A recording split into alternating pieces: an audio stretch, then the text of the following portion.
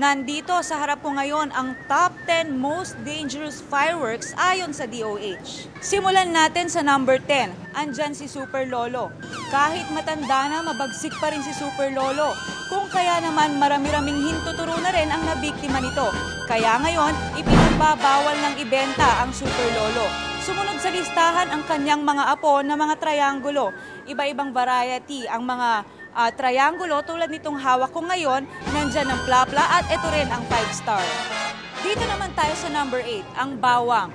Huwag isasahog sa pinirito mo, kundi sasabog ang niluluto mo, tostado pa ang bahay mo. Pasok naman sa number 7, ang kwitis.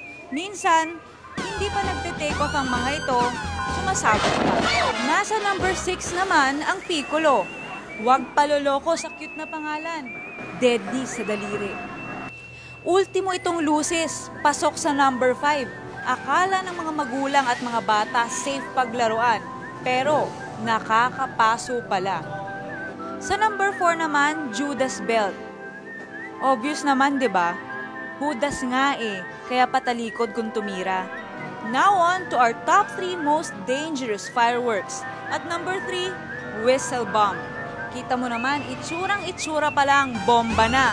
Kaya naman pag sumabog ito sa kamay mo, tsak, mukhang tosino.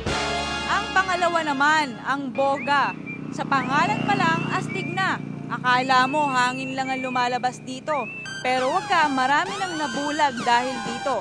At kapag naspatan ka ng pulis na may hawak nito, tsak, huli ka. And topping our list of most dangerous paputok of all, ang baril. Marami na ang namamatay dahil sa mga ligaw na bala sa pagpapaputok ng mga tinamaan ng lintik tuwing New Year. Go ahead. Make my day. So there you have it, the top 10 deadly paputok. This is Fiona Rosario reporting for the Evening News. Stay safe. Happy New Year.